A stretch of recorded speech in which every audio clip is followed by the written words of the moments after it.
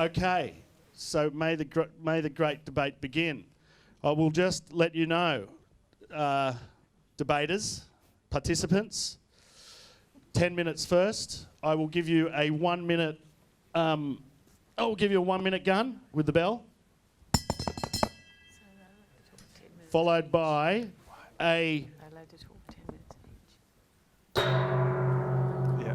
gong. Gong. And that means you've got to walk off stage, even if you're talking, okay? Cool. So, first up, we have James, Alex McCullough. Round of applause for Alex, please.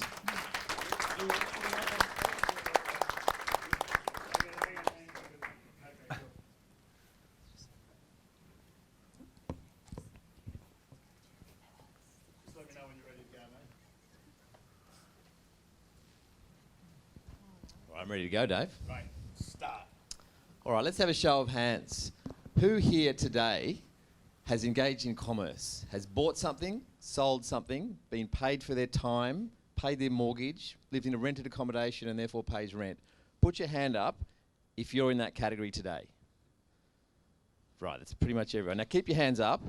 Now put your hands down if you used BitCoin to do that transaction. Sorry. Leave your hands up if you've used BitCoin to do that transaction. So if you've ever bought anything in Bitcoin? No, today. Today you've bought an item, a product, a service, a good today. What if I bought Bitcoin today? Just, it's a simple question, buddy. All right, we have one person. What did you buy, my friend? Or two people? Paid electricity bill, all right. Did you pay your electricity bill in Bitcoin to the provider, or did you sell your Bitcoin to an intermediary who then paid dollars to your electricity provider? Sorry? The recipient actually received Bitcoin. No, he didn't. I think what happened is you paid an intermediary who then sold the Bitcoin in the market and then got dollars and then sent dollars to the. So nobody in this room has actually transacted in Bitcoin to purchase a product today. Well, hardly anyone. So in a room, well, out of 200 people for this technology, which is adopted by early adopters, which we all are, or you all are, why is that? Why is it that that's not been adopted more, given that we're all so enthusiastic about Bitcoin? Well, the reason is because it doesn't work as money. It's very simple. It doesn't work as money. It can't work. My colleague will explain in a few minutes why it can't work from a technical perspective, and I'll explain from a historical and a monetary perspective why it can't work. So, if anyone thinks that governments are going to sit around and allow cryptocurrencies to be replace the monetary system, they haven't been paying attention to monetary history. If I have control of the monetary system, I care not who makes its laws. Who said that? Rothschild, very good. Give that man a Bitcoin before it loses all its value. So, we've had money before. Money's been around for a long time. We've had different forms of money. We've had cattle, we've had bags of rice, bags of salt, oil, gold. All these things have been money. What is it about these things which has caused it to be money? They all have something in common. They all have intrinsic value. Before they were money, they were commodities that were used by people because of their intrinsic value. If you had cattle and nobody wanted to engage in commerce with you, you could eat your cattle, you could get milk from it. If you had oil that you couldn't engage in commerce with, you could use it and burn it to keep warm. So all these things have had intrinsic value, and that has led to them becoming money. Gold has been the most successful form of money. It's been used for 5,000 years. You all have gold in your pocket, in your smartphone. Gold was jewelry, so it was able to be used before it was money. It had intrinsic value. Now, what is the intrinsic value of Bitcoin? Nothing. It's a collection of ones and zeros inside a computer chip. That's all it is. It doesn't have intrinsic value. Now, people will tell you, oh, but you can use Bitcoin to do transactions and that's intrinsic value. No, it's not. It's different. That's value because someone on the other side of that trade is prepared to take your Bitcoin and has confidence in its value. So that value is subscribed from confidence. That's not intrinsic value. So, what's my next point?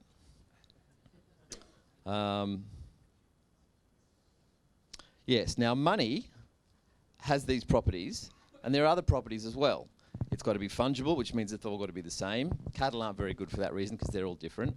It's got to be durable. It's got to be portable. There's a bunch of qualities that money has. There are 7, in fact. 5 of them, the Bitcoin people will tell you till the cows come home about those qualities because they're very good with Bitcoin. Absolutely. But there are 2 that they don't like to talk about. Those 2 are store of value and limited supply. Now, before I get booed off the stage and everyone says, oh, there's only 21 million Bitcoins and there's limited supply. Well, actually, there's Bitcoin Cash and there's Forks and there's Litecoin and there's Mare and there's all these other coins. So the concept of limited supply is erroneous because there isn't limited supply. There are thousands of Bitcoin. We just had one launched here today. There are thousands of Bitcoin, of cryptocurrencies. So there isn't limited supply. The other thing that's important is a store of value.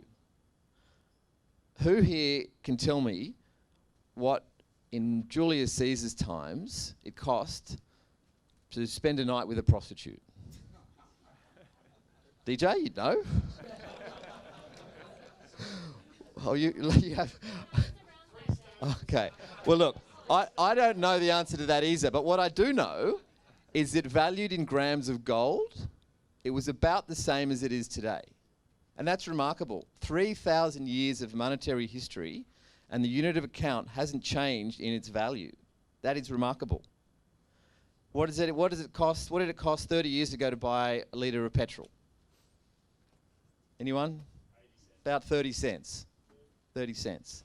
So in 30 odd years, it's lost about 70% of its value thereabouts. Now that's not too bad. 30 years is a long time.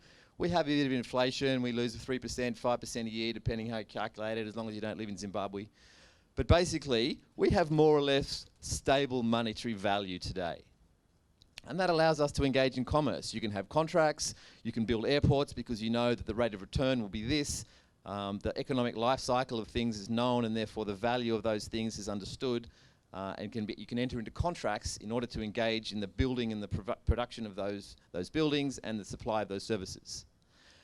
Bitcoin goes up and down 10% in a day.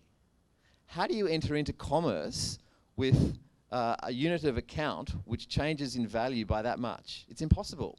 It's absolutely unsustainable as a form of money when it changes that much. So the concept of a store of value and of limited supply are 2 fundamental elements that monetary systems need to have that Bitcoin doesn't have. So it's a bit like saying, I have a Ferrari, it's the best Ferrari, it's the best car ever built, it's amazing out there. It doesn't have a steering wheel and it doesn't have a carburetor, but apart from that, it's a fantastic car. That is the same analogy as saying Bitcoin is going to work when the 2 fundamental elements of money that have been necessary in every form of money since the beginning of time are missing. The other thing that's worth pointing out is that people confuse price appreciation and the value of Bitcoin and the fact that it's gone up with its use as a form of money. It hasn't gone up because people are using it as money. It's gone up because people are presupposing and believing the promise that in the future it will be money. But that's an untested theory. And in fact, as we've seen today, hardly anyone's using it as money. And there are reasons why it can't be used as money. So the assumption that in the future it will be used as money and it's going to be worth $1 million of Bitcoin is totally untested. We've all heard the stories about someone who put $100 into Bitcoin at 10 cents and it's gone up to millions of dollars and they've bought houses and they've bought Lambos. Everybody's buying into this dream. It's a bubble. It's gone up because people are excited and greedy and they want to get on board with this train and grab some Bitcoin. Quick, get into Bitcoin, get the next coin, the next ICO. Everybody's jumping into this, but there are no examples that I've seen where, or very few, certainly not enough to demonstrate viability as money, where it is an acceptable form of money that's going to be used in commerce by governments over long periods of time, all of which are essential to use as money.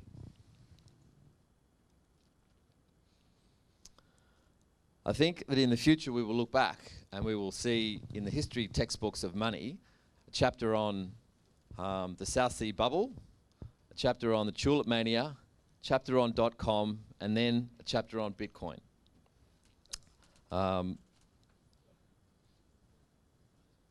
So I'll leave you with that idea, and Dave's about to come and ring the bell, so I'll get off. But The final thought to take away is that the price appreciation is tied to expectation and confidence, not to utility. And it is utility that is the essential element of money if Bitcoin is going to be successful.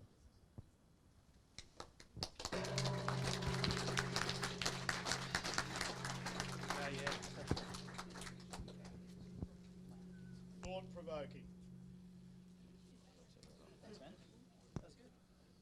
Welcome to the stage, Alex. Alex number 2. Alex number 2.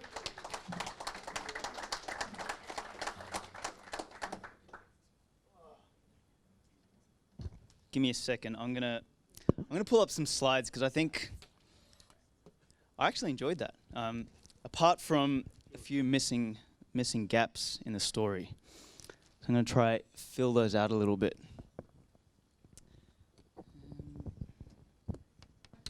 I don't know if this is gonna work. Is this gonna work, Dave? If I put it in here? Oh, shit! There's a picture of me. Fuck.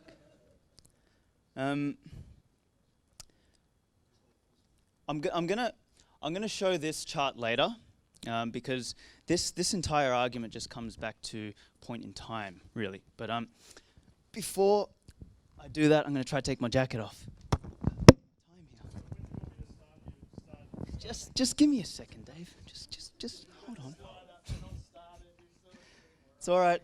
I'm stalling, okay? Because I forgot what I'm gonna say. All right, let's do it. We're doing it. So. There is a reason human beings and all of us are sitting here, and there is a reason why we are the apex species on the face of the planet. And that reason comes back to this concept called shared fictions. I know, has anyone ever read a book by Yuval Harari called Sapiens? Can I get a show of hands? Yep, okay, a few. Hey, it's getting... I've been talking about that book for years now, and I usually only get 1 or 2 hands, but it's growing. So he put forward this idea that we as human beings are able to do things and have things like chairs and the clothes we wear and the complexity that we have in society today, thanks to our ability to communicate and agree on and believe in abstract concepts. And we've had multiple abstract concepts that we've built complexity in society around, including laws, governments, gods, kings, nations, blah, blah, blah. All of these things are constructs made up in our mind. And they all start with communication. And this is sort of the basis, and this is my really complex chart of the basis of everything we see in society today. We start with communication, and then we build on top of that. Now, communication specifically is broadly split up into 2 areas. You have this real biological layer, which is, something we share with every other species on the face of the planet, allows us to do, normal communication. Then we have the abstract stuff, which is unique to our species. And with that, we've been able to, again, as I said, create all this complexity. Now, not all shared fictions are created equal. The most important shared fiction that we know of, and the one that's allowed more collaborative cooperation than anything else in history, is money. Money kicked it all off. Now, Alex pointed out earlier that it's evolved over time. It started off as, it didn't start off, actually, this is one of the myths I want to dispel. So people think money started off as salt or even barter, but money actually started off as promises. So what we were doing back in the caveman times was, I'll go out and I'll kill the animal, you go pick the berries, you clean the inside of the cave, and we'll promise each other to do things, and we'll be able to start exchanging value in some way, shape, or form. Then we started drawing that value on caves, which were the early form of ledgers that we had in the early days. And then we wanted to move that value across space. So we found objects that would represent value. And yes, we found the first objects that we thought of were, objects that had arguably intrinsic value. So things like cattle, salt, etc., that we could eat. And we realized that wasn't very functional. So then we moved on to things that were abstracted versions, things like shells, etc., that we could all point to that didn't have intrinsic value necessarily, but that we could all collectively agree on could represent something with intrinsic value, so that it would make it easier for us to trade and easier for us to collaborate and cooperate, because that is the basis of society. Without that, we can't function, because we have a biological limit of what's called Dunbar's number, which is about 150 other human beings that we could know intimately. So money continued to evolve though, so that we found better things that we could use as money. And the thing that we sort of converged to the most was gold, because it had some really, really good attributes. Things like it's an inert metal, it's fungible, it's got all of these elements that make it really good. And that's why gold has stood the test of time. You know, I'm a big hodler of gold as well. I think it's a brilliant metal. But you know, then obviously we had the you know, money in the last couple hundred years, or whatever. We've had multiple times when we've had fiat money. Fiat just means by decree. The problem with that concept is money by decree is not an emergent phenomena, meaning it's not robust. And I'll touch on that in a minute. But before we go into that, this is a chart, I think you'll agree with this one, Alex, is you know, money needs to perform, you know, 3 functions: store of value, means of exchange, unit of account. Money, a good form of money that provides those functions has these attributes: fungibility, portability, la-di-da. Trying to figure out my thoughts here. What BitCoin has is those attributes, not encoded specifically in code, but put together via a consensus that involves everybody who's a participant on the network. It is the ultimate shared fiction, because it not only provides all those attributes, but its life cycle is going to start off as a store of value. I'm going to touch on the store of value point because I'm losing my fucking points here, so apologies. But let's go store of value for a second. The definition of store of value is not the price that we measure it in US dollars, for example. So, you know, the price of Bitcoin going up and down. Store of value is a representation of your fraction or your attribution of the total supply of something.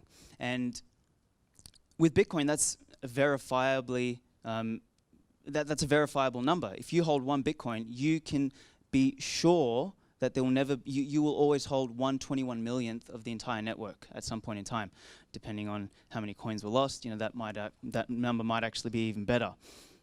So, going back to the Bitcoin thing, and I'm going to hit a point which I think is really important to understand, because if we think about Bitcoin as this emergent phenomena. So there's a concept called emergent phenomena, which ties to complexity theory. And what that means is we can't measure those things. There's no direct cause and effect relationship that we can pick up in emergent phenomena that we can replicate and we can copy and do again. And this is one of the things that a lot of people fail to understand about Bitcoin, is it grew organically. It wasn't something that was sold down people's throats or ICO'd, or none of that sort of stuff happened with Bitcoin and Bitcoin specifically. It was something that grew, and we don't know what element of Bitcoin, whether it was the founder gone missing, whether it was the early holders that came into it and their ideals, whether it was the code and the consensus mechanism that seemed to work, whether it was the fact that we dismissed Bitcoin for the first 5 years and the network grew strong enough, economically speaking, that now it's too difficult to shut down. We don't know what element made Bitcoin or brought Bitcoin to where it is today. But what we do know is that it's this blend and combination of all of those, and that is the piece that we can't replicate again, which is why we'll never have another shitcoin or another blockchain or any other thing sort of replace it. Because if we do have a situation where that does happen and Bitcoin does get replaced, then we've taken out the entire innovation here, which what Bitcoin represents is one thing and one thing only: digital scarcity. If we go back to the argument about money, the money that we found, or the objects that we found to represent money throughout the ages, were things that got better with these attributes, and the most important attribute there is some level of scarcity. And the only thing that we know of that's physical, that we know has a really high stock-to-flow ratio and a high degree of scarcity, is gold at this point in time. This is the digital version of it. This is the corollary in the digital world, and we've never been able to create that before. And Haas is going to touch on how energy as a how Bitcoin has a metabolism that consumes all this energy to produce something that is verifiably scarce in the digital world. But that is the innovation here. We've never in history been able to apply a cost, a real world cost, to something in the digital realm. And the fact that we can do that, and the fact that we've got this social consensus and this shared fiction built up around Bitcoin as this verifiably scarce digital unit, we have an opportunity to create a money that is that has the same attributes and the benefits of gold, but that's digital. So I'm going to just finish with this thing, because I had all this shit that I wanted to say, but I confused myself before I got up here, because there's too much in here. So it started off as a digital collectible. What's really important to understand about Bitcoin is that it's a life cycle. Any emergent phenomena doesn't just come by decree. This isn't fiat money. This isn't some money that the government's told us that we need to accept. It's something that needs to grow organically. And in order to grow, it needs to go through this entire cycle. It is not something that's going to all of a sudden function as a medium of exchange. The day Bitcoin is a medium of exchange, the network value itself needs to be able to absorb movements in price that mean that those movements are minuscule, so you can actually use it as a functional medium exchange. But that is not going to happen today, because we are way too early in the life cycle for this. So anyway, I'll leave it at that. I'll let Haas do the rest of the work after. Thanks, guys.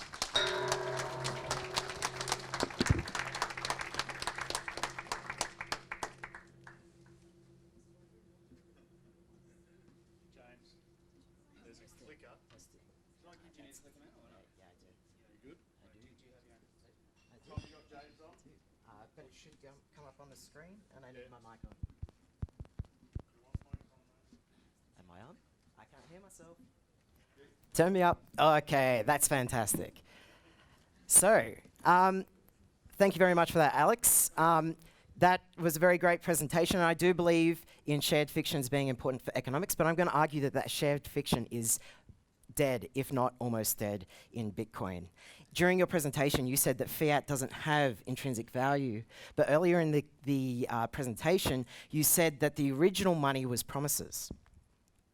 Fiat money is promises. It's a promise that at the end of the financial year, the government is going to take 30% of all that money, because 30% of Australia's GDP goes through the government. And they're going to come with guns. And that means that there's a really strong demand to make sure that you have 30% of that money at the end of the year. There's a really strong demand for fiat. So don't get, mistaken about the value of fiat money. There is real demand for fiat money, and it comes from the government. So tonight's presentation, I'm doing a technical analysis. So I'm going to look at both some graphs in traditional trading technical analysis, but also the way that Bitcoin works and why it won't work anymore. And in the spirit of the good crypto sphere, I'm going to do a little bit of shilling for the science party. It's really important that you think about politics, because the government is taking 30% of your money and doing all sorts of things with it, some good, some bad. So think about who you're going to vote for in the upcoming election. I run this company called X Credits. We're building a highly scalable blockchain because of the reasons that I think that Bitcoin is dead. It cannot scale. Now, it's hard coming into this debate when the prices are up. It's been up by quite a bit. In fact, it passed 6,000 today. Everyone give Bitcoin a clap. It's still down 70% from all-time highs, but that's okay. That's okay. It's very poorly performing asset, unfortunately. But don't worry, we're in it for the technology, aren't we? We like it because it's interesting. Except that search for Bitcoin is down 92%. Are people paying attention to it because it's interesting, or because the price is going up? I think it's the latter. Now, when people often talk about Bitcoin, what they say is that there's a limited supply and they're not printing anymore. That isn't quite true. Every single year we create more of them. There's an initial supply which was effectively zero, an infinite increase in the first year, and the inflation has actually been quite high. In fact, Just in the last year, it's been about 3.85%. That's a 3.85% growth in the money supply, which is actually quite big. Now, how do you get that growth in the money supply? Well, you get it from... Oh, sorry. My thing is gone. Anyway, you get a growth of... Sorry. Let's go back. $106 billion is what Bitcoin is worth. And if you're growing it by 3.8%, that means $4 billion worth of Bitcoin is created each year. That $4 billion is going into electricity. So we're burning coal, and we're putting into these things and these things. The result is 69 million tons of CO2. Now, if we want to increase the value of Bitcoin, the mining capacity will go up by that same amount. Do you want Bitcoin to increase by 100-fold? Who wants that? You just argued for a 30% increase in global carbon emissions. That's all the polar bears dead. Oh, so where's the value going to come from? Where's the restricted supply? Oh, yes, sure. It's going to happen real quick too. So there are alternatives to doing proof of work, and one of those is proof of stake. The problem is that proof of stake really isn't Bitcoin, and I'm pretty sure that the Bitcoin developers have shown their hand and they're saying, we're not changing it. It's so hard to get any BIP through the Bitcoin developers' GitHub repo. There's no serious proposals on the board, and does it even work? Is there a single proof of stake cryptocurrency that's actually stable and resistant to manipulation? And I don't think that out of the ones that we have, that they've generally shown that they're secure. The real reason why I think Bitcoin is dead is not just the environmental. It's that it doesn't do what it says on the box. So we've got the Satoshi white paper. Not this Satoshi, the real Satoshi. And if you look very closely at it, it says Bitcoin is a purely peer-to-peer version of electronic cash that would allow online payments to be sent directly from one party to the other without going through a financial institution. And that sounds really great, right? We're all going to control our own money and we don't have to touch the banks. And it's all going to look like this. Our laptops are going to send money to each other. But it's not. It looks like that. And we have a couple of exchanges in here today. In fact, I bet that most of you have never actually sent a peer-to-peer Bitcoin transaction. Most of you have only done exchange transactions. And that's a good thing, because this is what the block size looks like. We are right at the cap of the capacity of Bitcoin, and no one's using it. If no one in this room is doing transfers of Bitcoin, but those who are using exchanges, and no one's doing peer-to-peer, where are all these transactions coming from? And if everyone decided to do these transactions on the blockchain, what's going to happen? The prices are going to go up. There's no plan to raise the block size, and there's no plan to change the structure of Bitcoin, and that's going to kill it. It's dead. It's a dead man walking. We have alternatives. These guys want to increase the block size, but no one likes that. That's more dead than Bitcoin. But that has a bigger block size. So what does that make Bitcoin? To put this in perspective, Visa can do 56,000 transactions per second, but Bitcoin can do three transactions per second. That's tiny. That's hardly any. But what about other ways we can do it? We can use Lightning. We had a presentation on Lightning today. We just launched an exchange. You can do Lightning. I'll tell you how it works. You get two people. They agree that they're going to do basically as many transactions as they want. They go back and forth between each other. You won't print any of the transactions on the blockchain, so you're going back and forth. Blockchain's advancing. Eventually, you put that final transaction on the blockchain. But you've got to get that transaction on there. With 3 transactions per second, and 7.5 billion people in the world, that means that you can do one transaction every 80 years. So you can wait 80 years to go in and wait 80 years to come out. So after 160 years, you'll have your Bitcoin Lightning transaction done. Fantastic system. More people are born per second than there are transactions per second on the Bitcoin blockchain. So Bitcoin can never actually catch up.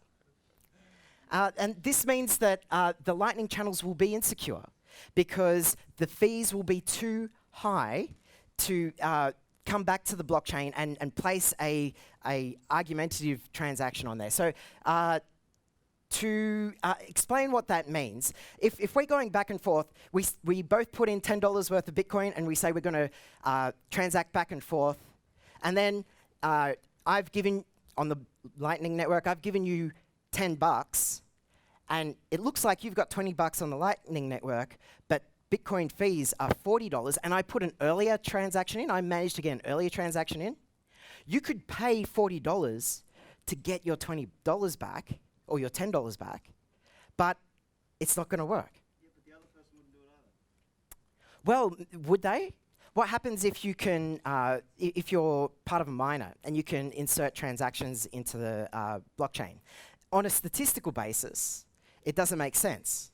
But if you have people who are willing to go to the casino and lose all of their money on the casino, what would happen if someone starts opening up those Lightning channels and is like, I'm gonna bet that I'm gonna get all this money out of this Lightning channel, and the other person won't take it. If I manage to get this in, from an economic perspective, it is a very risky thing to have a Lightning network that can't be secured for small transaction sizes. And the other part of Bitcoin Lightning is routing is very hard. So if you've got all these networks all over the Bitcoin network or the Lightning network, you have to find an efficient route. It's not just two people that Lightning is about. It's about joining one to the other. And if the network changes, you have to start from scratch again. And it's a NP hard problem to do. So for the computer scientists in the room, it's very, very hard, and it hasn't been proven at scale. Now, the reason why this is a problem is because Bitcoin fees went up to $50 per transaction at the end of 2017. So you can't do transactions on the Bitcoin network, and you'd have troubles on the Bitcoin Lightning network. Now, yes, to go back over what I was saying, Science Party, vote for us, because crypto OGs care about the government breaking in encryption and security. They're putting backdoors into your devices. They're making so that your cold wallets or your hardware wallets on your phone will be hacked. You won't have any privacy. Labor and Liberal have both passed this legislation. So you got to think of another alternative, like the Greens, the Pirate Party, or the Science Party to vote for. In conclusion, Satoshi imagined a viable decentralized alternative to money, and we didn't get it. And that's why Bitcoin is dead.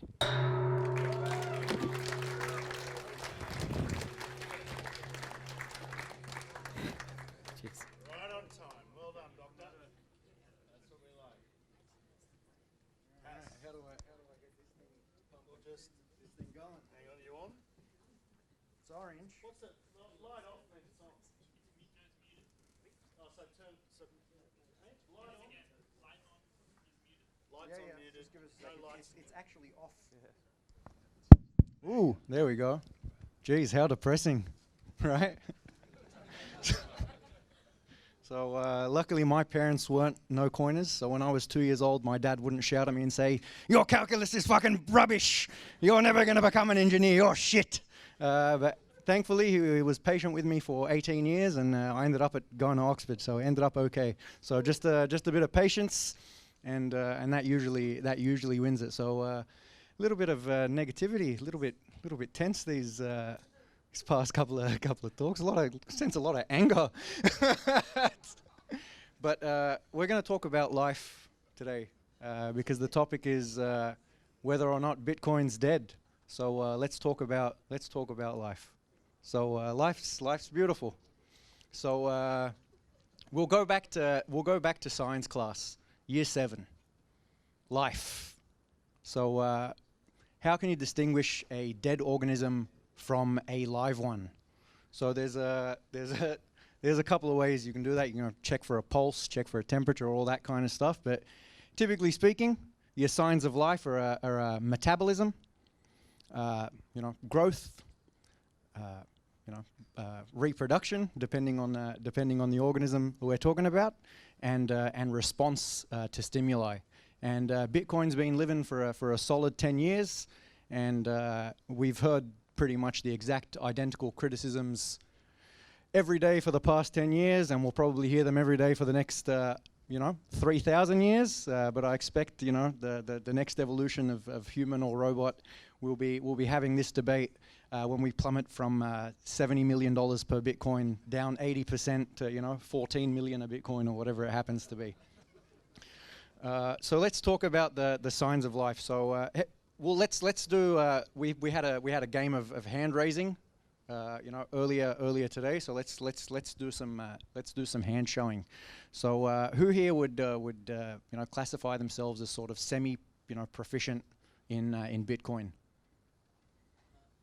All right. Today was the first time in my life I heard that Bitcoin can only handle 3 transactions a second. So that's quite unfair and disingenuous. But regardless, you saw a live demonstration of the depends on batching and all that. But again, Usain Bolt used to be a shit runner when he was 2, and now he's a pretty good runner. Yeah. So I think. So when transactions were $50 a pop and going at 500,000 transactions a day, we had 500,000 transactions only a few days ago with an 85% reduced fee. So now we've got batching, we've got Lightning, we've got Schnorr and Taproot just got released as a BIP the other day. So you give these things time and they will flourish because a big factor of life, you know, metabolism, all that kind of stuff, is growth. So is Bitcoin growing? Unfortunately, fortunately, I suppose, I got invited to this debate on March the 27th, which was about 80% ago in price, which was about 25% ago in Lightning nodes, 25% ago in Lightning channels, and 15% ago in Lightning network capacity.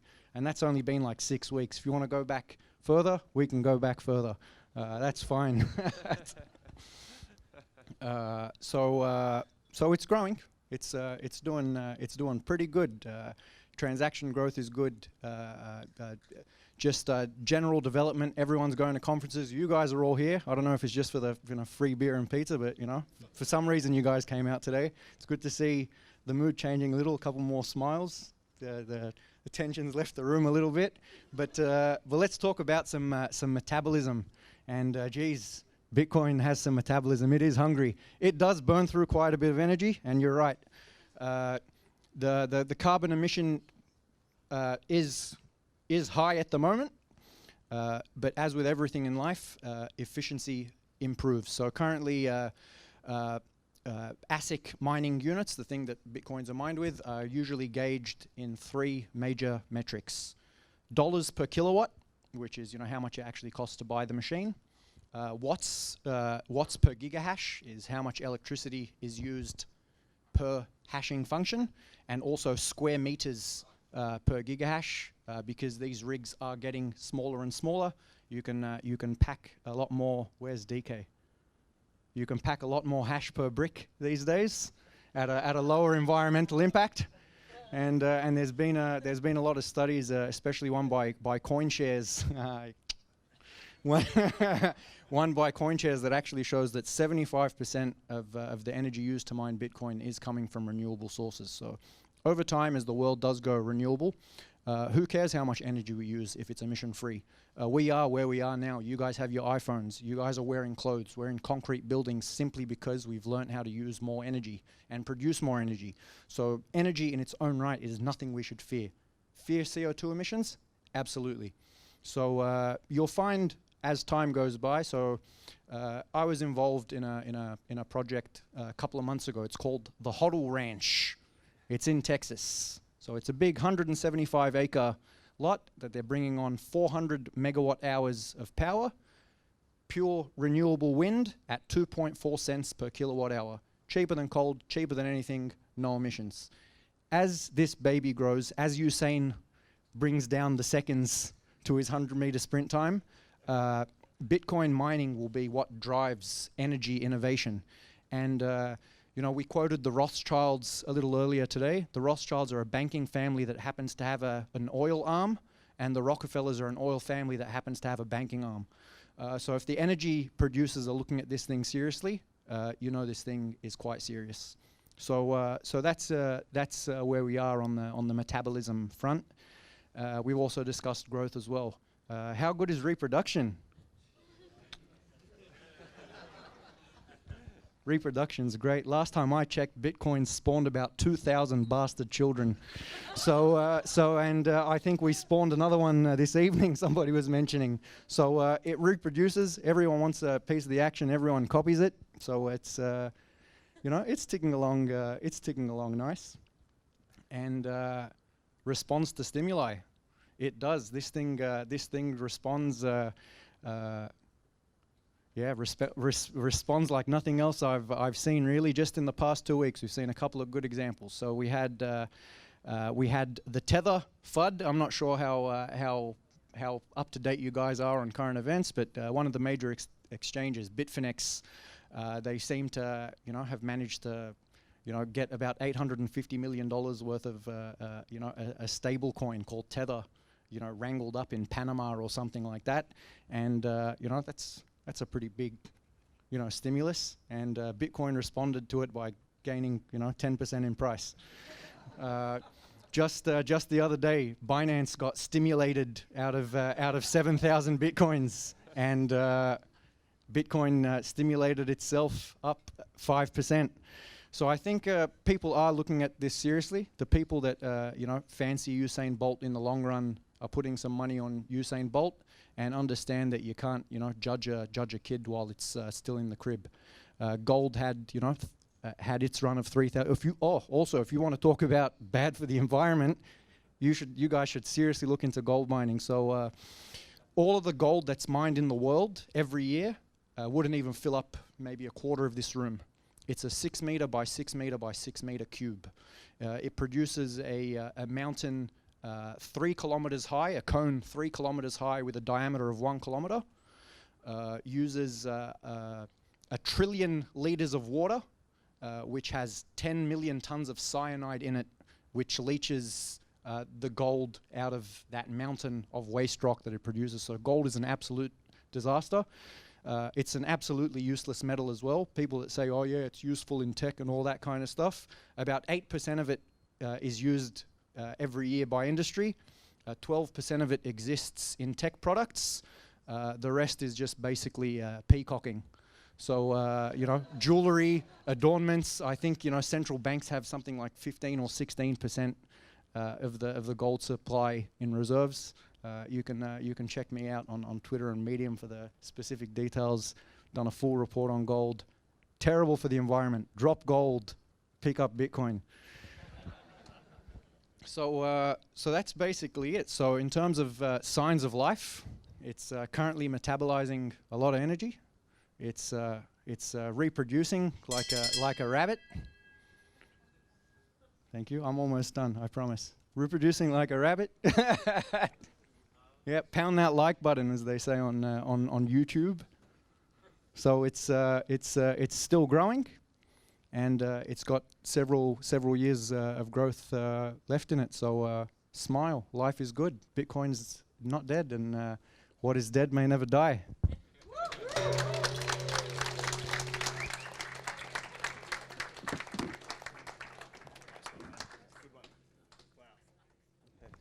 Okay, wow. We're just going to chuck the music on. You guys can huddle down for 1 minute or so. Can we chuck that music on nice and loud? We're just going to have a quick 1 minute, 60 seconds or so chance for the teams to pull together their rebuttals.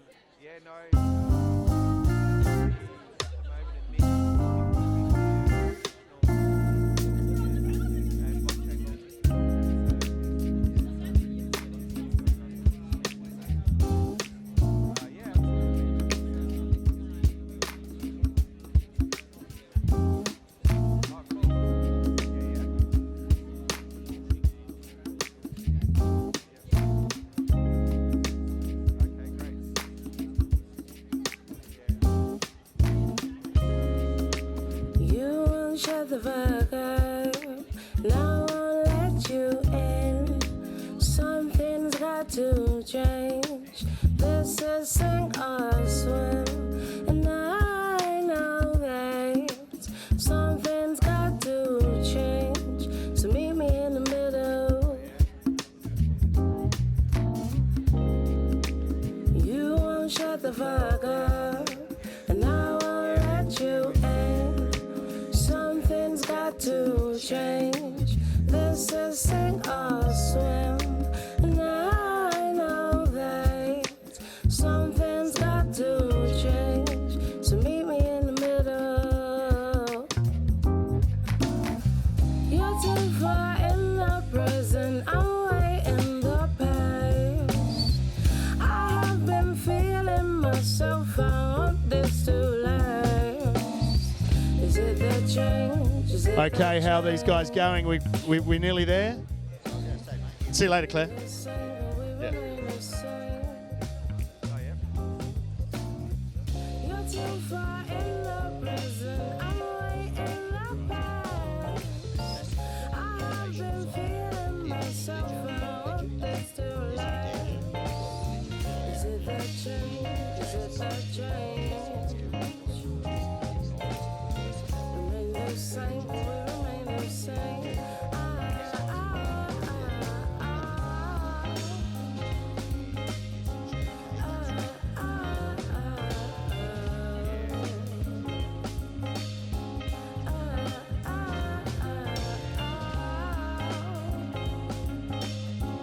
Okay.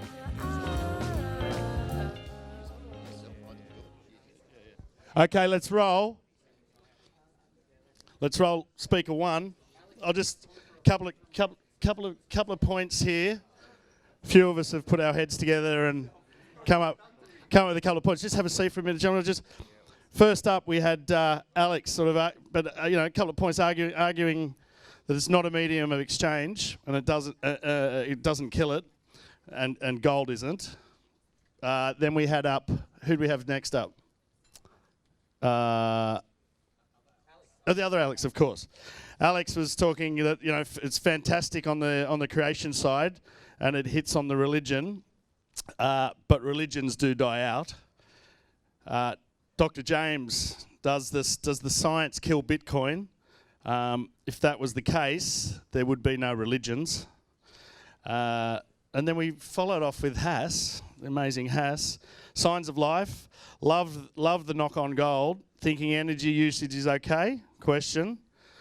Love clean energy, but using energy is simply not efficient, and that is the flow. That's the flaw with Satoshi. The protege, the Game of Thrones. Anyone who will hold it? And I wouldn't be looking at the price action. Okay, so here we go. Golden rule in debating. What was the topic? Did we hear what the definition of death was? No. Will we hear that in the rebuttal? Will we hear that in the summary? Or will the audience ask that in the panel? Okay, let's go. First up, you two boys, taking the stage together? Let's go. 5 minutes, and here we go. Do you need the mic? Yep, cool. All right. Well, thanks, DJ. So the negative side did have a few valid points. They said it was a fiction. They said it was a shared fiction, and it sure as hell is a fiction. The idea that Bitcoin is going to be a form of money is an absolute fiction. I mean, the facts are quite simple. Bitcoin is unsustainable as a form of money for multiple reasons. It's got no consistency or store of value. They didn't address that. I think I made quite a good point that the value of currencies historically has been relatively stable, and Bitcoin is wildly volatile. It is completely impossible to run an economy using a system of currency where it changes by 10% in a day. But the opposing side didn't address this point. Another point that Alex made, he drove a lovely graph, and Bitcoin people love to do this. They write these really beautiful graphs. It was a smooth asymptotic curve. Nice for and the logarithmic. mathematicians. It was extremely perfect. It was a perfect logarithmic curve. I'd love to overlay the actual price of Bitcoin on top of that, because they were totally uncorrelated. It was a in your log reply. curve. You drove a beautiful log curve, but that's not the evolution. That's not the evolution of Bitcoin. Bitcoin has been flat, or almost zero, and then it goes up, then it goes down. That is completely unsustainable as a form of money. That's all that it comes down to. We can talk till the cows come home about what it could be in theory, but in practice, it's not going to be used as money because it can't function in an economical system in a way that we need it to for it to be money. Yeah. One more point. Technology advances. That was another good point that the other side made. Technology does advance. So who here has the first mobile phone that ever came out, or would like to have the first mobile phone? That big analog thing you have on your head that's a brick and you carry around a car battery and it lasts half an hour? Nobody wants that. Who drives the first Model T? Does anyone here have a car from 100 years ago? Who has a VCR? Does anyone know what a VCR is? You've got school tomorrow. Do you know what a VCR is? These technologies come and they get they get passed on. There's always going to be a better mousetrap.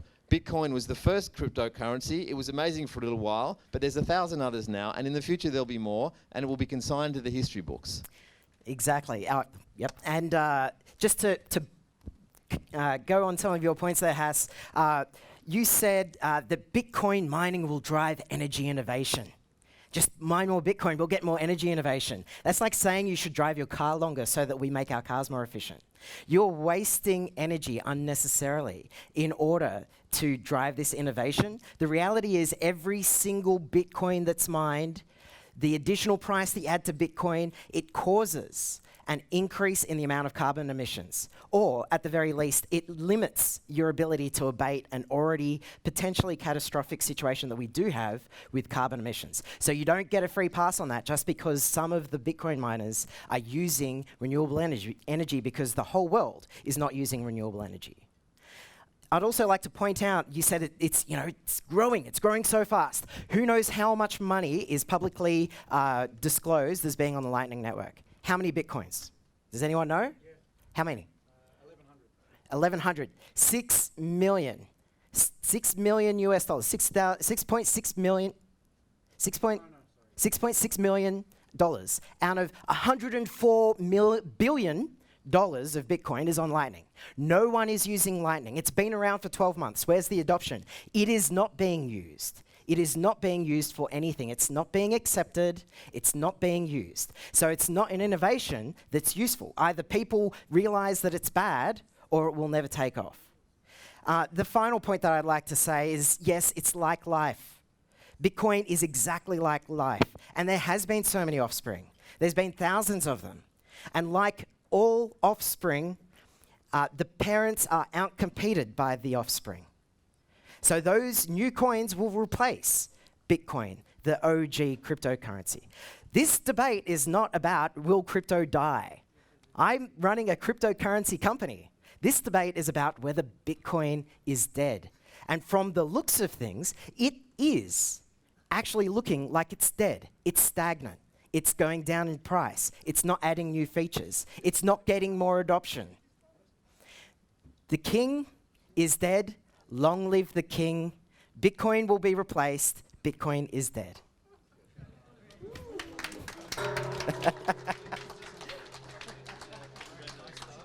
Yeah, go for it. Super clear. Yeah.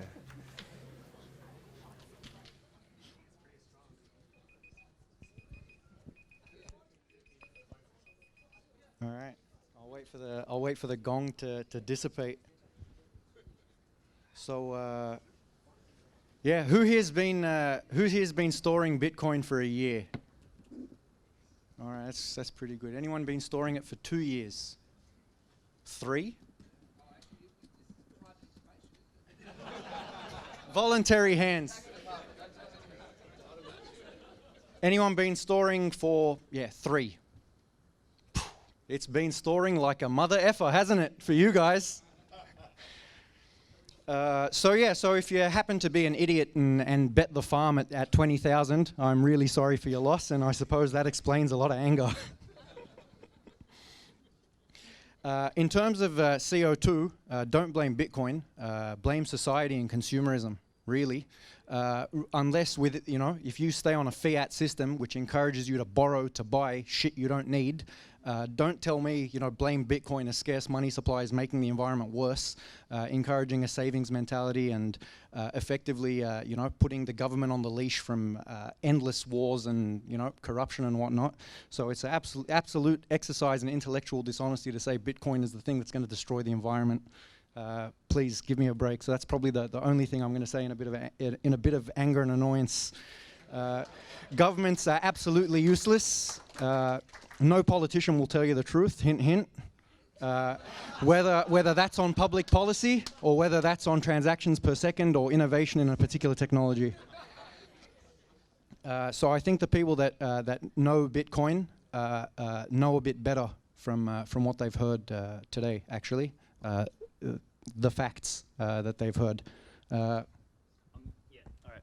I've got too much here, so I'm just going to try and cherry pick a few points. So I think the first one about Bitcoin being a currency, I think that's the wrong argument. That's like sort of arguing that a tank is, you can't race a tank against the Ferrari. That's just stupid. So Bitcoin's core protocol is optimized for a guarantee of security. So the idea is that it's uncompromisable, it's uninflatable, and it's unconfiscatable. So if I was to ask people here, if I was to give you some money and there was an opportunity that money was going to go down in value or could be taken from you against your will, but it's easy to transact, versus if I was going to allow you to store your wealth in something that is uninflatable, unconfiscatable, and uncompromisable, who would rather the first one? Can I see a show of hands? Just a couple little extra transactions. Who would rather no fucker in the world can take your money? Yeah, okay, cool. All right, so that's interesting. I love the government. Please, yeah, okay. Save me. So now, the next one is Bitcoin's price in US dollars. And I just wrote this, is a function of how many people believe in a share fiction right now. And this is going to continue to move in cycles. And the reason things like this move in cycles is because it's humans involved. We're complex, we're fucked up, we're always confused. Half the people in this space don't know what's going on, let alone the people outside of this space who are going and buying stuff. So markets and prices are just representative of our collective confusion in coming to a Schelling point of some sort. Intrinsic value is another one that I want to hit. Is there any vegans in the room? Okay, 1, 2. All right, what do you value about cows?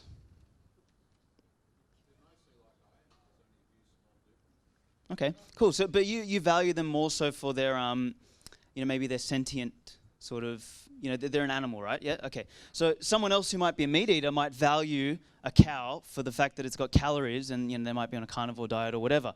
So the concept of intrinsic value is complete rubbish. There's no such thing. Value is a subjective thing, and it's different for every single human being. So the reason we've created money as a society is to allow us to collaborate on a broader scale and allow us to do more complex collaboration. And the best types of money are those that don't have intrinsic value and that we can broadly agree represent value, or things that we subjectively apply value to. So I'll touch on the last bit here is this whole argument just comes back to time and patience. We've been indoctrinated in this idea that everything is about fucking now, everything is about spending, the rate of adoption is related to how much, money you're burning, because our money today is worthless and it just keeps going down in value. Whereas the Bitcoin argument is, it's about patience, it's about time, and good things take time to develop. I don't know when the hell the concept of savings became a bad thing, like this idea of hodling is bad. That's bullshit. There is more hodling, there's more savings, there is more adoption in this thing than there is in anything else, because it's... We're here. So yeah, thanks guys. Woo! And so the great debate ends. The great debate ends. Okay. Who is the winning team? Who is the winning team? Can I have the contestants on stage, please?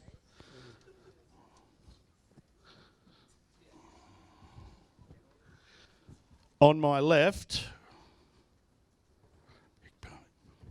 we have the negative. We're very negative people. On the right, we have the affirmative. We're also negative people. Now, I decide the winner, but it's a democratic world. It's a democratic world, so I will ask the audience a round of applause for who thinks the affirmative won.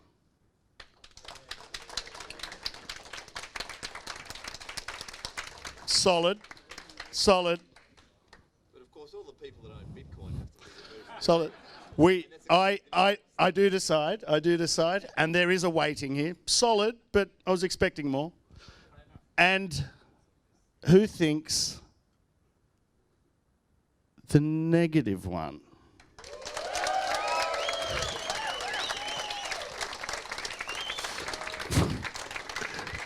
Well, that's a resounding result, but yes, resounding result, but I think we're going to go to a show of hands here. Show of hands. Show of hands for the negative. Right, okay. Yep, a couple up the back there I saw. Great, good. Only taking those ones standing, by the way. Yep, 3. And show of hands for the affirmative. Come on, okay. Everybody, congratulations. Round of applause. Gentlemen. Well done. And for your sterling efforts tonight, you will be able to go home and have a little bit of bedtime reading all about loyalty.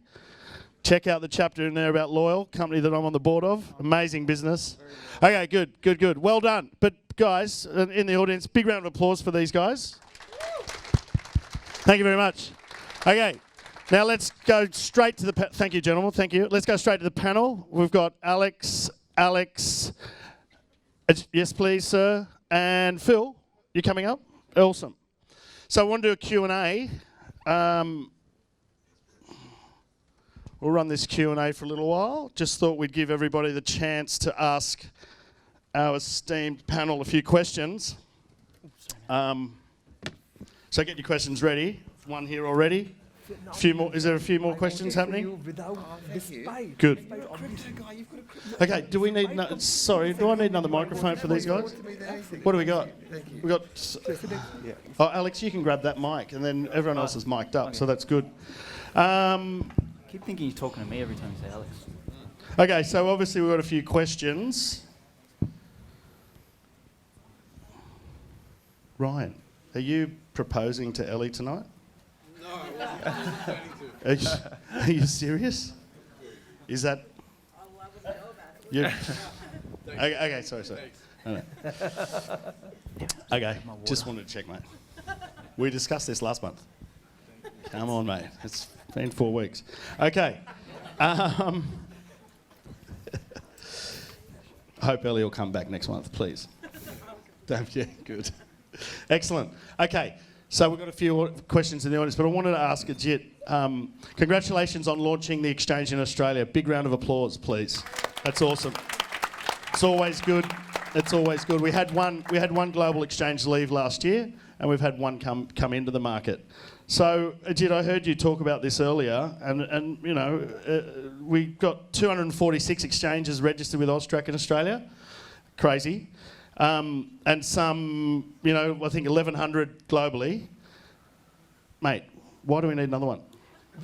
Not just do we not need another one, I'm confident that as we saw with e-commerce as well as other emergent technologies, we're going to be left with very few. If there aren't geographic restrictions, it'll be like 5 or 6, and if there are, then it'll probably be a dozen or so.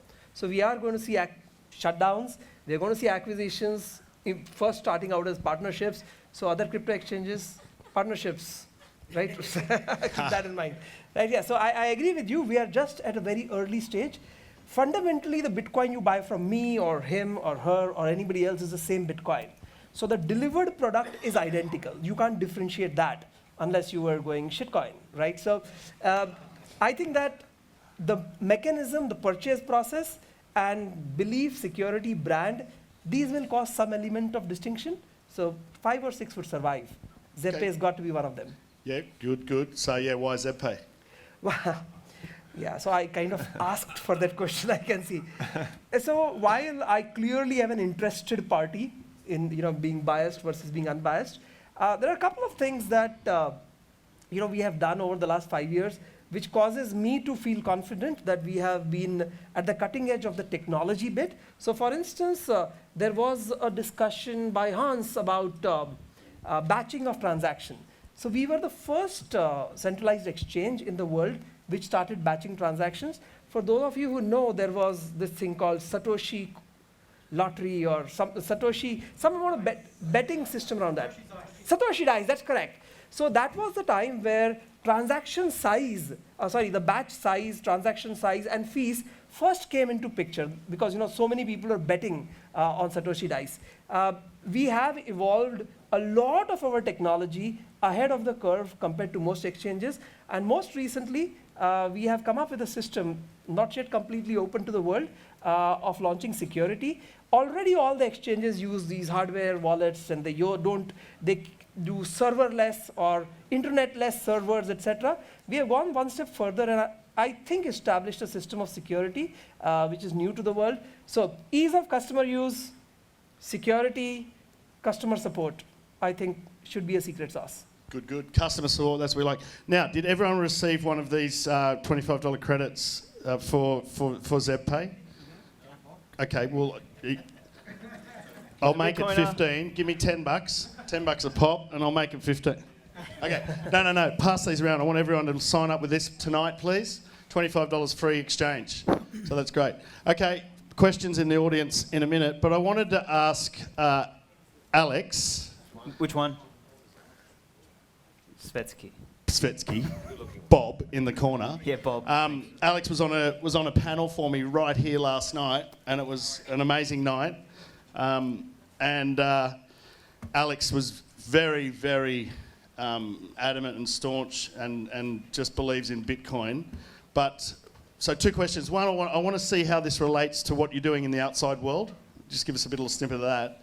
But just tell me, what was it? Blockchain's crap, cryptocurrencies are shit. Yep. And Bitcoin is God. And basically. Yeah. Yeah. So look,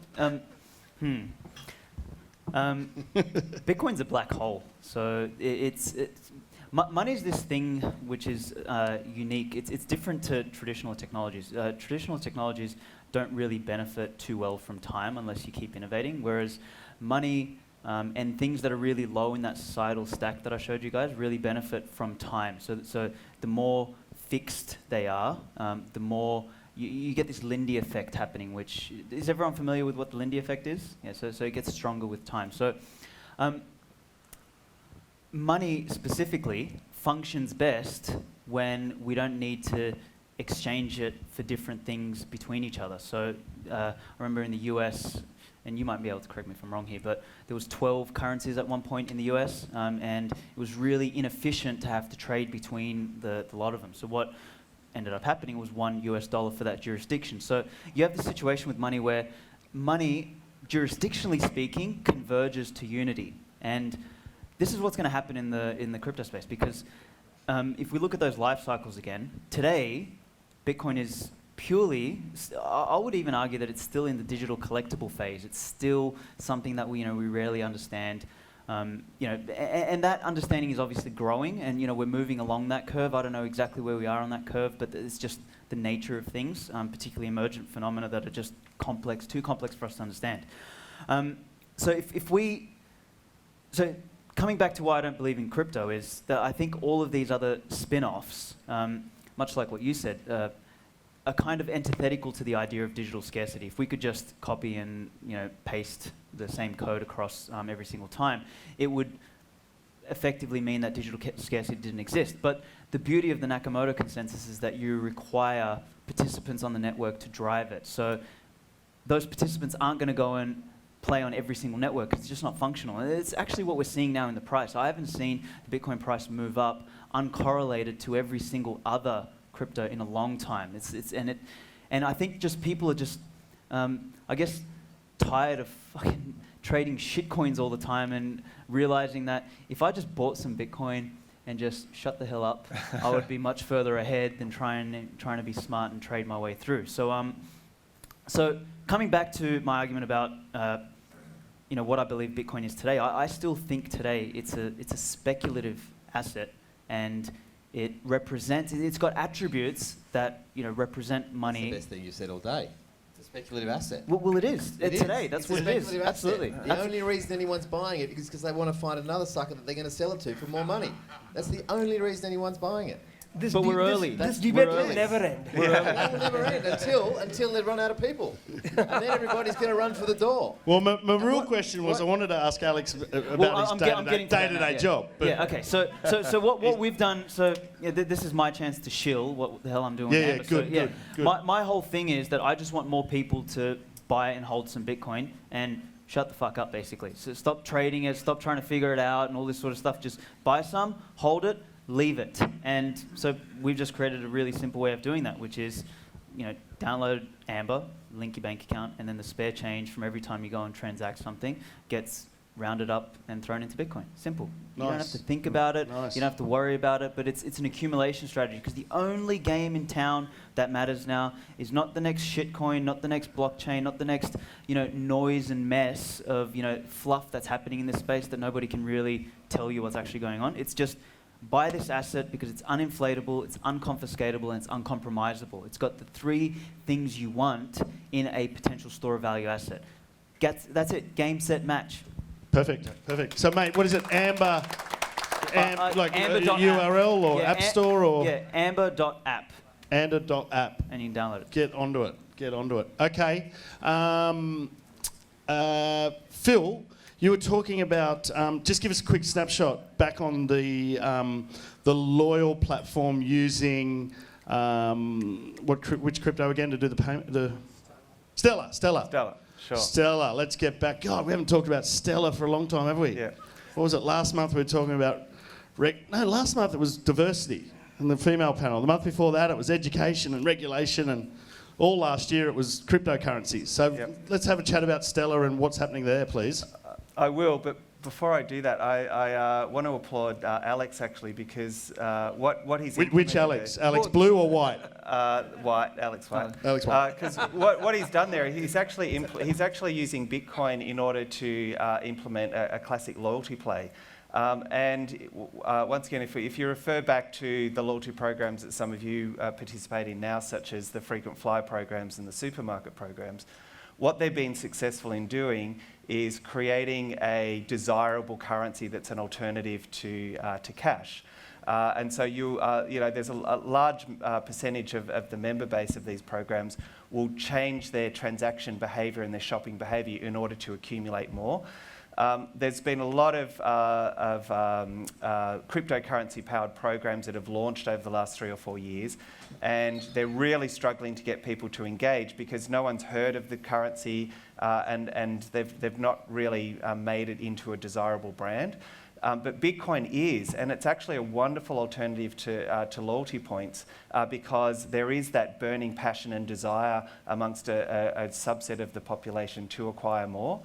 So the thing I love about Alex's play with Amber is that he's tapping into that passion and desire for a digital currency that already exists in other aspects of society. So yeah, I'm going to check that out, definitely. Thank and you. you need to build out affiliate marketing on top of that, and then you'll do really well, particularly if you have an extension browser. So you've probably already got that on the list. Yeah, but come talk to me about that. Yeah, so that's really cool. As long as people get more Bitcoin, no shitcoins. That's it. Yeah, absolutely. Yeah, that's it. Go for the king. So, with respect to the stuff that Loyal is doing in combination with IBM's Stellar play, once again, it's really exciting, and it's exciting because I think everything was all about crypto. It was all crypto when the bull market was on at the end of 2017 into 2018. And when that all dropped away and people lost 98% of their value plus on the huge pile of shitcoins that they were holding, in many ways it was a cathartic experience for the entire blockchain community, because people started saying, okay, well, if the vast majority of cryptocurrencies are actually worthless, which, let's face it, they are, then what else is left? And what is left, it's like the tide receding, is actually a huge amount of really amazing blockchain innovation that's taking place. But it's not as often as sexy and as obvious and as publicly exposed as what crypto and crypto trading is. But it's now becoming increasingly exposed. And that's what we're seeing a lot, particularly with what Loyal are doing and what IBM are doing with Stellar, with respect to solving real-world problems at very, very significant scale. So the stuff that's happening with Star Alliance, you're talking about massive transactions here. So Star Alliance alone, you're talking about $10 to $15 billion worth of transactions happening every month between the 27 airlines. You've got One World, we've got similar amounts of transactions happening as well. So if you imagine in 5 years' time when all of these loyalty management systems are connected, that's the volume of transactions that will be taking place annually just through those networks alone. You've got IATA, which is on a completely different scale. You're representing hundreds of airlines there, and they're looking at something similar as well. They ran a pilot last year. So, I think in many aspects of society, there's still a big question mark over, is blockchain this thing, or is it just hype? But the great news is that there is companies out there like Loyal and IBM who are actually implementing these solutions that really are solving very important problems and saving these companies very large amounts of money. That demonstrates that, this is really a thing. So I think, once again, people should be really excited by it. Good. Okay, let's open up the audience and get some Q&A happening. Has anyone got a question? Yep, here we go. One here, one there, one here. I'd like to get your opinion about what's going on in India. I understand that the government are pretty anti-crypto, and they're cracking down on people that have been transacting. So that is a oversimplified media's explanation of what's happening, because the government has not made its mind clear. As is true in many developed and partially developed countries, the governments are averse to going so draconian and saying ban, block, finish. So sometimes what they do is they take an indirect route to regulation. So what has happened in India is the central banker, which we call the Reserve Bank of India, has said you guys can do whatever you want, except there cannot be any touch. You cannot touch fiat in any format, whether it's through bank accounts, cards, payment gateways, digital wallets, etc. So effectively, that means you can't do business, right? So we are challenging this in the Supreme Court, and the Chief Justice of the Supreme Court himself has taken a lot of interest in this and has said that really it's the government that has to tell us whether you guys are doing something wrong, because if you are, then we can uphold what the Reserve Bank is doing, and if you're not, then how can you be denied banking transaction? Again, you must know that I'm throwing in a little bit of opinion. I'm not speaking on behalf of the court, but India is a signatory to several international forums, such as the FATF, which is the Financial Action Task Force, etc., where it has made some commitments, even on regard to cryptocurrency. Looking back at the other innovations that we saw in the past, such as having internet connectivity available to people in the early 90s or e-commerce in the late 90s, etc., usually our government has been very conservative and taken a little longer than many other parts of the world, but eventually they come around to it and the economy, the ecosystem thrives. In the meanwhile, players like us could be dead, right? So we are hoping and working hard on surviving this period of regulatory uncertainty. I'm sure we'll do well after that. Hi guys, just to be clear, I work for James in X-Rates, and I also run the Sydney University Blockchain Society. I have a question for Alex in white shirt. I was once engaged in one of the top Chinese research institute in blockchain, and the guys told me that they see an increasing correlation between Bitcoin as say correlation of the confidence in blockchain technology rather than the correlation with its say increasing function as a transaction instrument. So what's your say comment on this, and where do you think Bitcoin is heading in the future? I'm still confused at what the hell blockchain technology is. I have no idea what it is. I said this last night. He's being honest. I'm completely at a loss of words. putting some data together and then just hashing it with some other data isn't very interesting to me. What I find interesting with Bitcoin specifically is this, and I put up a recipe yesterday, which was kind of these 9 elements that have come together to make Bitcoin what it is. And one element of that is batching transactions together and then chaining them. But that is only useful if you're going to apply this economic incentive that costs money, which is proof of work. So if you apply all of these things together, you get something that's probabilistically, game theoretically sound, and you can create digital scarcity with it. Outside of that, there's nothing there. So my argument is that you've either got a Bitcoin level, if you want to use the term blockchain, which is really expensive for the purposes of getting digital scarcity, and you use that to secure something and make it super, super, super expensive to reverse, and then you can build layers on top of that if you want transactional speed, etc. Or you have the other side of the equation, the chain. The other side of the equation is a blockchain which doesn't have all of those elements. It's just sort of cherry picking the database structure out or something like that. In which case, you just build a goddamn private database, and if you want to, distribute it amongst a couple parties, happy days. It's maybe closer to this DLT word. But that's not innovative. We've been doing that for 15 years already in tech.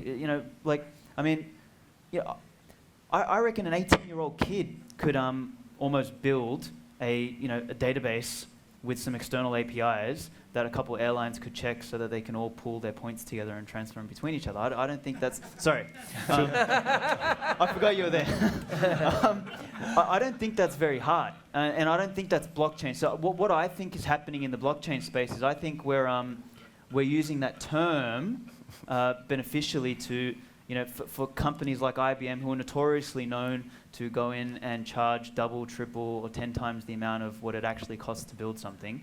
But they need a new flavor each couple of years to sell it. So prior to blockchain, it was ML and AI. Then prior to that, it was fuck knows what else. So yeah, exactly. So each time they're coming up with something new. And watch, next year we'll be talking about some other blockchain that's powered by drones and machine learning and whatever the fuck else we decide to put in there together. Sorry about my swearing, but I don't know. So to answer your question, I don't know. I don't think it's got any correlation with blockchain. Okay.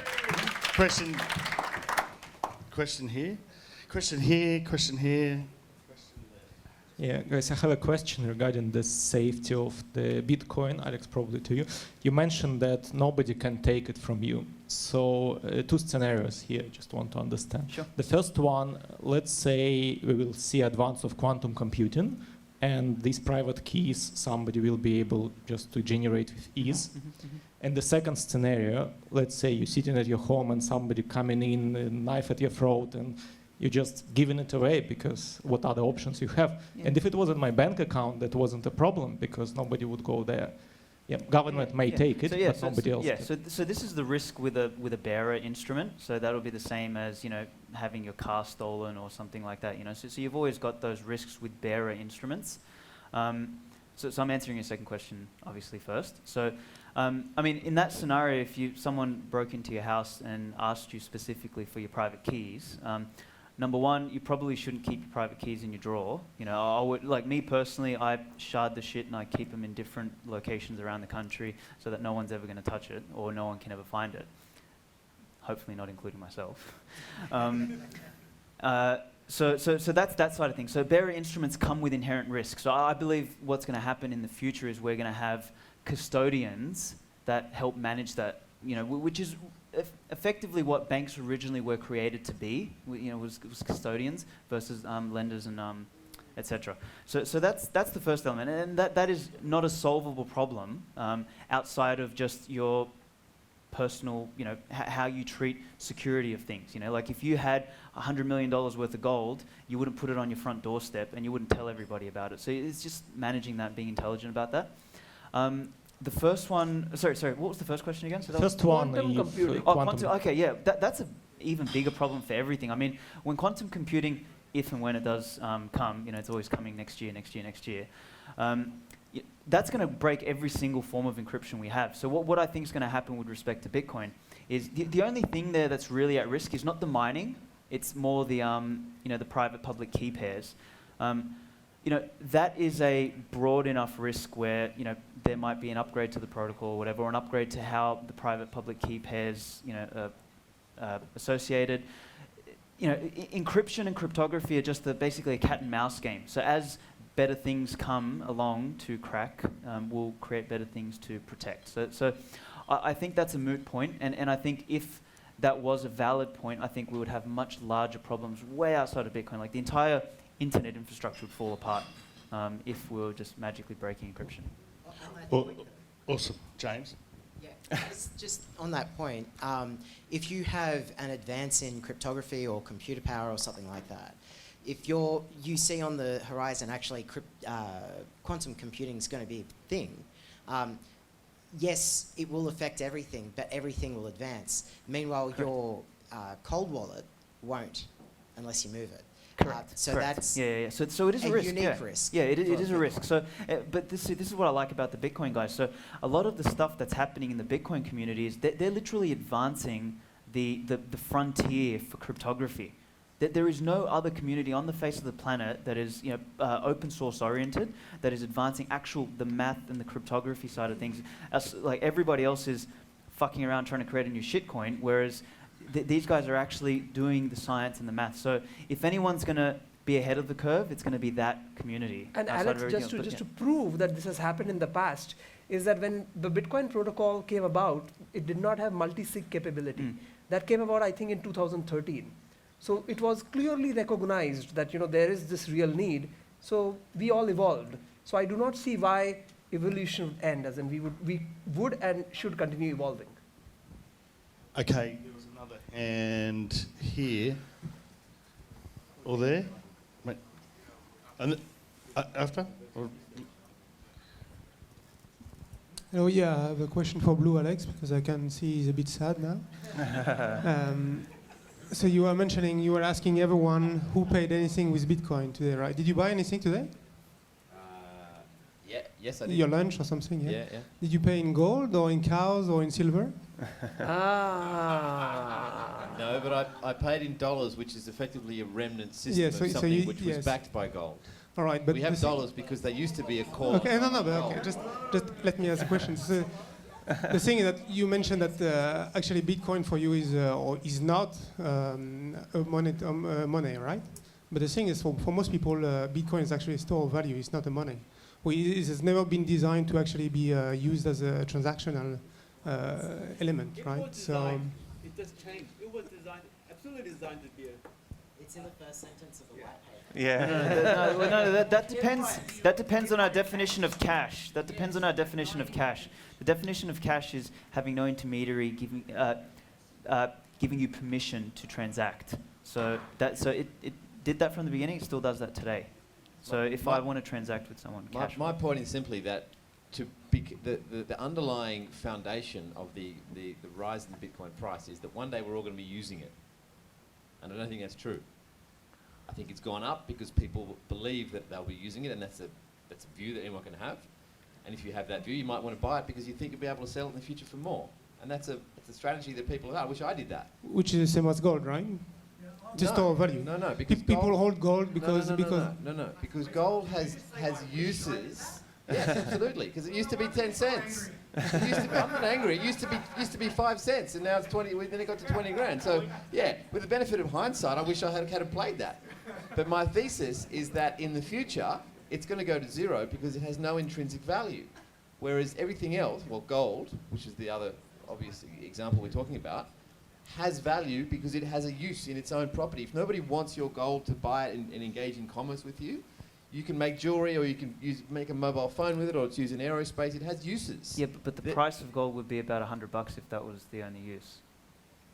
No. Not 1,500. No, because people are using it to store value because it has the uses. People are using it to store value, and because it's a collective fiction. Years. Yeah, it's a collective fiction. For 5,000 years, it stood the test of time. And here we all are after 10 years saying, oh, we can see the future because we've been around so long. We're in the blink of an eye. I've got this thesis hasn't proven itself I've at all. got a really good question. Who first decided the price of gold? It's a market-driven force. Aha. And how long did it take for that market to work out the relative purchasing power of gold? It's ongoing. It's still been Correct. 5,000 years. Thank you. Welcome to Bitcoin, because this is this ongoing process of price discovery. Okay, which is going to good, take another 20, 30, 40, 50 years. Okay. Righto. A question over here. Okay, it's more of a statement than a question, but number one, fiat hasn't actually been backed by gold since the 1970s. Correct. Number two, the Visa statement. Visa started in 1958. For the first 25 years, Visa was handling transactions on carbon copies. That took less than one transaction a second. Bitcoin's been around for 10 years. I think we should give it a little bit more time before we say it doesn't work. And it's 4.6 transactions a second, not 3. 4.6 transactions per second. Question. Yeah. Get more ink. Get more, chop more trees down. Burn more fuel. Buy more tyres for the trucks that go in there. Chainsaws. All that sort of stuff. Oil. Yeah, I'm with you, James. I'm with you. And I'm voting for the Science Party. Who else is? We need a Bitcoin party. I am. That's what we need. I'm voting online. I might even just call this night early because I've got to go and I'm going to vote. Okay, so question? Hi. I was just observing the debate, and I think I voted for the affirmative because you guys really held to the structure, I felt, more. Because one of the important things about is to define your terms. And maybe I'm just being a bit anal here, but I wonder whether this discussion in total is basically a metaphysical one. And I remembered Theseus's ship and allude that to Bitcoin. If you replace every part of the ship, is it still the same ship? So the same with Bitcoin. If you start to replace the use, if you start to replace the protocols and so forth, does it still stay the same Bitcoin? Cool. I've got to answer to that. So the interesting thing about Bitcoin is that it's not any one element. It's this collective elements which via this weird social consensus that we've never had before. Through this agreement of all of these people who are involved. Whether at a level of validation with miners, whether it's participants in holding or spending or whatever, depending on where you are in the stack. We all somehow have our own reasons to agree that this thing is Bitcoin. And along the way, elements of that might change, but just like the English language evolved, and we called it English 500 years ago, we don't speak like Shakespeare today. So things evolve and things change. And that's, again, it's another property of an emergent phenomenon, something that grows organically. The question Correct, here yeah, is, exactly. will this die? Well, thus far, the evidence shows that this thing has continued to grow and it's continuing to get stronger and stronger and stronger. We've had more transactions. I don't think it's got stronger. I think more people have bought into the story that they're going to make more money and they're going to get a Lambo if they buy it. Because the story is the predicate. The story is the predicate. Well, everything is a story. I mean, your pants are a story. Yeah, but for 5,000 my job's years, a story. Gold has been a story that people have bought. So it's that got a debate longer was story. over. It's It's got a gone longer years story. ago. So much longer that In this fact, is what are these guys doing? I agree. Hang on, So that's why I we think Bitcoin's gonna be finalised bigger that. in We 100 gave the years. trophies out. We made the announcements. That debate's over. It's my turn now. I want some time. I just want to hand a couple of books out. Thank you very much. It was good question. I rated it. And there was one over here, The Angry Man. Here he is. Would you like a book, sir? I think you should. Thank you. Thanks to Phil for that. Okay, question. There was who else did I promise to have a question? Let's get some questions happening, and then we'll wrap up. Thank you. Thanks a lot for all. It's great. To answer this gentleman's question about getting extorted, you just need a small account. Give them your small account and keep your account quiet. But I just wanted to make an assertion, and I wonder what you all think of it. To me, Bitcoin's a speculative game. I can make more money than you. No, you can't. I can make more than you. Let's see. Yeah, that's been my whole point. That's what it is. Well, that's how markets function, though, right? Yeah, but that's not how money functions. No, it is. No, so right. Next question. So the argument here is remember, that I told money you is a this is market my good. place, If my money is a night. market good, it's James, I'm far going to more come back to you in a robust. minute. But we let's. Okay, right. Okay. So I do have a question, but before I ask it, I just want to go back to the quantum computing thing, there actually is a way inbuilt already to, I guess, make sure that when quantum computers come online, your Bitcoin is safe, and that is to not reuse an address. So your address is a hash of the public key, and hashes, I guess, that there is no way that a quantum computer can reverse a hash. So I'm pretty sure you knew that, and I think your question... You can't reverse a hash. You can't reverse a lattice hash, and there are already quantum-resistant elliptic curve primitives. So what you said about the quantums coming and killing all the hash is wrong, because they all go, it's cat and mouse. Yeah. And Bitcoin cryptography is not driving cryptography. That's driven out of university research, and the crypto blockchain world is using the university research. I agree with that, but I think there's a lot of stuff happening in the crypto and in the Bitcoin space specifically that's also driving that. And on the philosophical note that everybody's coming together and having this party, and that's what Bitcoin is, it's happened multiple times in the history of society. Absolutely. Tulip Mania, dot-com bubble, South Sea of China, South Sea. Everybody agreed that big rocks were of value.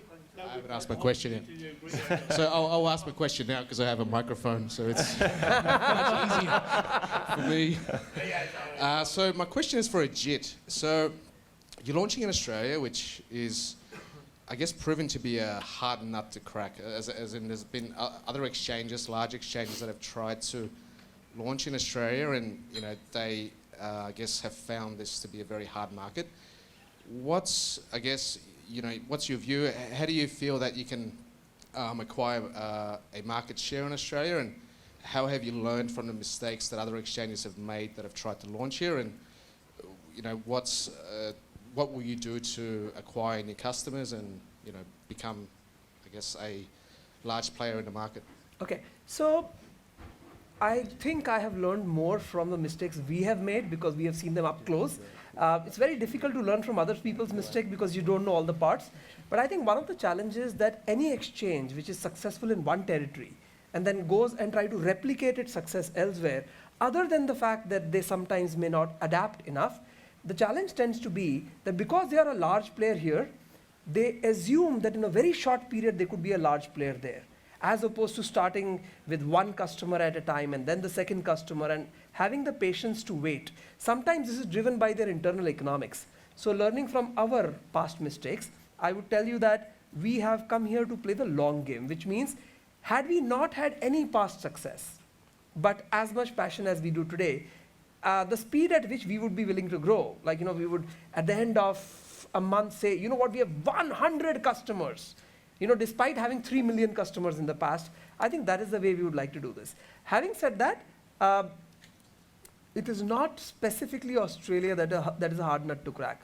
Every one of the nuts we have seen is very hard to crack. Let me put it that way. Especially because historically, we have done better. Zeppe has done better in attracting the first-time user. I'm not talking a first-time Zeppe user, obviously, but the first-time crypto user, as opposed to telling people, don't trade in that exchange, come to me. And because of the state the market has been for the last 12 months or so, the number of new people coming into the market is a very small trickle, right? So for us, it's doubly difficult because we also tend to focus on the first-time user with our user experience, with our mobile platform, with our communication, and the like. Right? Which is why we don't do margins, we don't do derivatives, we don't do a lot of the relatively more complex stuff. It's a very simple exchange. But unless we were to believe that a significant uptick, or at least a thawing of the crypto winter, won't happen for years to come, I think we'll do okay because we have come with a lot of patience. Good. James, question? Thank you. So there's just one thing that I'd like to address with this hashing issue. If you've got a massive change in cryptography, and yes, SHA-256 is resistant, well, as we know, to quantum cryptography. But if you've got a cold wallet that's like 10 years old and then cryptography advances, the challenge will be getting it onto the blockchain without someone realizing what your public key is, because you have to put the public key into the block. So if you put that out into the network, and someone gets their quantum computer and gets in front of you, then you're wrecked. So that's the real risk with cold wallets. You have to update your cold wallets. But just to follow on from that other point that was made, and I think it was a really good one, Bitcoin is like the ship of Theseus. Bitcoin today is not the Bitcoin of 2009. And That's I what's think cool, yeah. Yeah, that's what's really cool, and it comes back to your original point about, the shared fictions. The shared fiction is actually around which one you like the most. When you look at some of the features of Bitcoin Cash, it's actually in some ways more like the original Bitcoin than current Bitcoin is. But the shared fiction is with the current version of what we call Bitcoin. Yeah, 'cause the narrative is what matters, and narrative is a big part of what matters. Yeah. Which is why it could be that Bitcoin never dies, because whatever is the best thing ends up being the one that gets called Bitcoin. So. Did you just change your position? I found it hard to get people for that team. I think he just. I must admit, he's alone now. Let's get him. I must. No. Not for long. He's my mate. And I got plenty of security here. He's all right. This guy. We invest in a few things together. But just to let you know, I was at a conference and I was sitting next to Tim Lee, who some of you probably know or not know. I think he's probably the first guy to do an ICO in Australia, or one of them. Attempt to do one probably, but he put it together. Anyway, whatever. And he was happy to take the affirmative. He was happy to take the affirmative, and then he couldn't because he's out pitching for his own startup. So then he heard that me and Haas were going to be on here. Yeah. Round of applause for the engineer up the back. He wasn't bad. Oh, did we vote on who we thought was the best debater? Did we? Yeah. Was it? There you go. Yeah. He wasn't bad. The doctor wasn't bad. The science party. Yeah. Okay. Well, what about the real guy? What about the real guy in the blue suit who's talking real world stuff? Okay. I think we've got time for one more. You're not asking for... Oh, are you asking for a question? You are? Or you're telling me we've got to wrap up? No? You want a question? Perfect. Love it when the boss wants a question. Oh, you got it? Yeah, good. No? Yep. There we go. Okay, so two quick questions. One is, going back to the ideals of Bitcoin, how, and it being a decentralized market, how decentralized is Bitcoin in practice now, given that the vast majority of people have to go through centralized exchanges to actually access the network? And secondly, people mentioned regulation quite a few times in the discussions tonight. But nobody really touches on why regulation from governments is inherently bad, given that governments are accountable, at least to some extent, to voters, to constituents, to corporations paying taxes, whereas Bitcoin operators and corporations and exchanges in the space aren't, and they're only, in theory, accountable to shareholders or customers. Why is regulation on the part of governments and those sorts of structures inherently bad?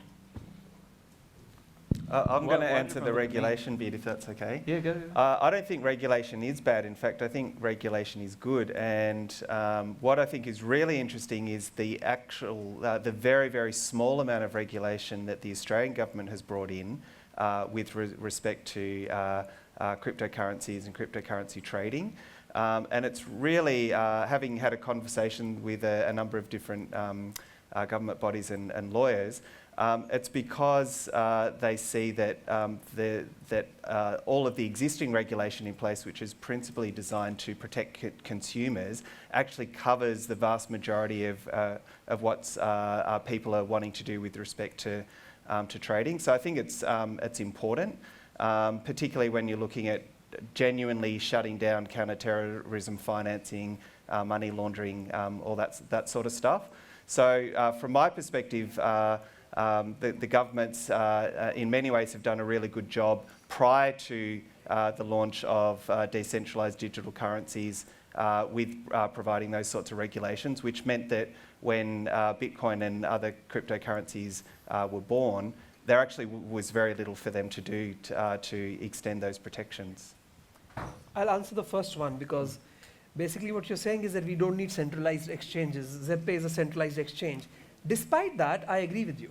I think that the reason there is this intermediary in a system which says there shouldn't be intermediaries is just to help people get onto the platform. On-ramp. On-ramp. That's it. I think that over time, the faster we do better work, the sooner we will go obsolete ourselves.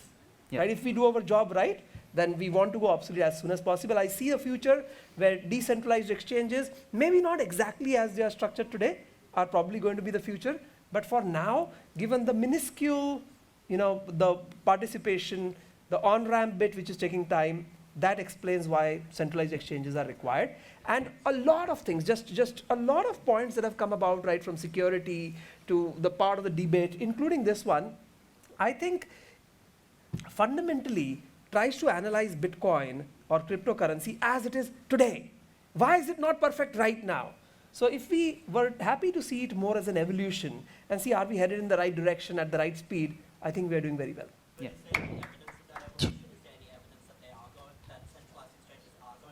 So three pieces of evidence. Not yet. I don't think. No, I'll give you three pieces of evidence. One is let us take volume snapshots or share snapshots of what decentralized exchanges have done every quarter for the last couple of quarters. They are doing better today.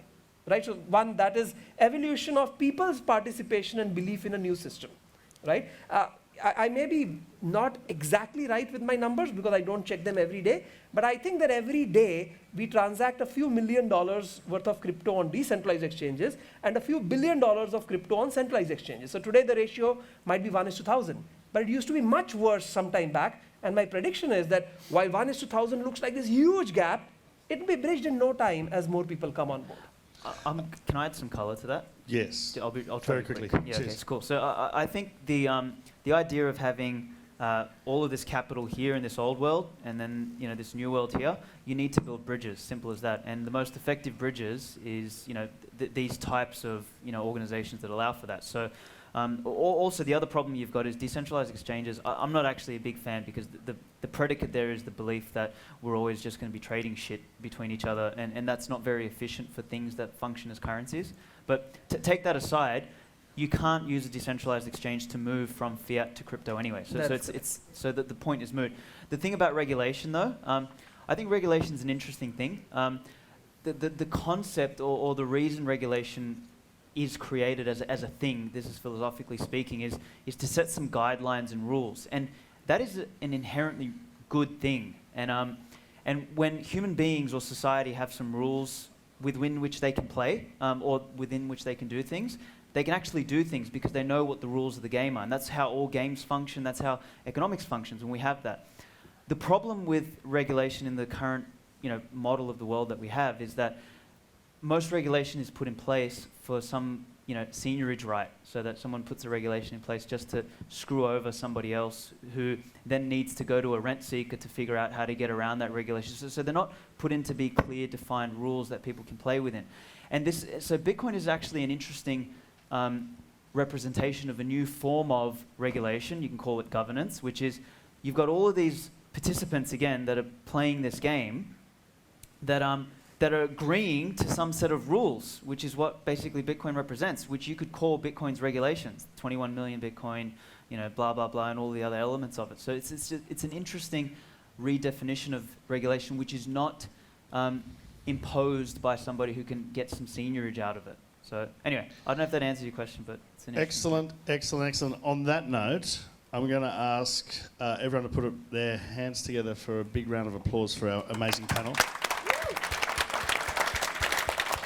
We've had a great night. We've run way over time, so everyone's probably a little bit tired. But don't forget, Independent Reserve is going to put the card behind the bar. Okay.